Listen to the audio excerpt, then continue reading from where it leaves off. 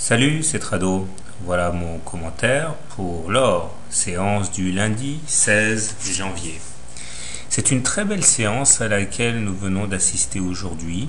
Non pas que les gains soient conséquents, loin s'en faut, mais plutôt à cause de la réaction à laquelle on a pu assister.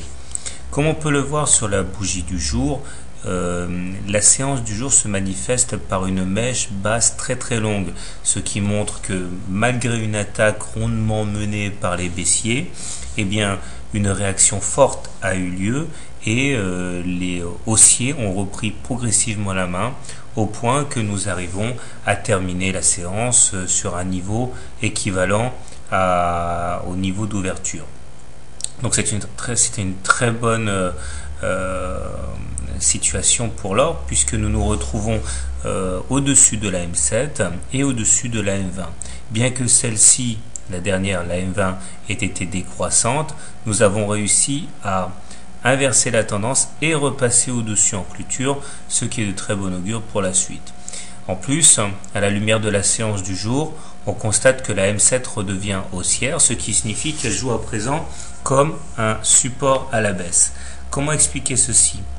Plusieurs choses. Tout d'abord, on l'a vu déjà depuis 3-4 séances, le stochastique a passé à la hausse son signal, ce qui envoie des signaux assez positifs aux traders. Si on ajoute à cela le fait que le momentum a croisé sa ligne de neutralité hier et que le MACD a croisé son signal également, eh bien nous sommes dans une dynamique assez porteuse. Il faudrait pour parachever tout ceci que la M20 redevienne croissante également, puisque pour établir une tendance haussière, selon les systèmes les plus simples, il faut être au-dessus d'une M20 elle-même croissante. Alors, au demeurant, puisque la médiane de la fourchette d'Andrews a déjà été percutée hier, le prochain obstacle graphique de taille sera la partie hausse du biseau.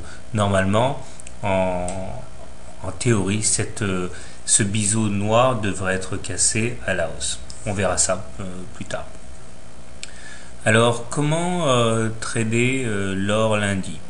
Je pense que si vous voulez shorter l'or, le vendre à découvert, le mieux que vous puissiez attendre est de shorter le contact avec la grande oblique noire. C'est-à-dire que vous pouvez être certain que sur ces niveaux, il y aura d'une part des shorteurs en embuscade et d'autre part des traders longs qui vont prendre leurs bénéfices. Si vous voyez que ce niveau a du mal à être passé, ça peut être un point intéressant de short. Stop loss en cas de clôture au-dessus. L'objectif sera dans un premier temps de rallier la M20, puis pourquoi pas la M7, et puis si vous êtes vraiment baissier, pourquoi pas espérer qu'il touche le bas de la fourchette d'Andrews grise. Si par contre vous envisagez plutôt d'acheter l'or, je pense qu'une opération intéressante est d'acter le fait que cela fait 2 séances que les cours rebondissent sur la M7. Donc ça voudrait dire clairement pour vous, acheter le contact avec la M7, stop loss en cas de clôture sous la M7, objectif retour sur la M20 et donc à terme un retour sur le haut du biseau noir. Personnellement, ma préférence va aux impulsions haussières pour lundi.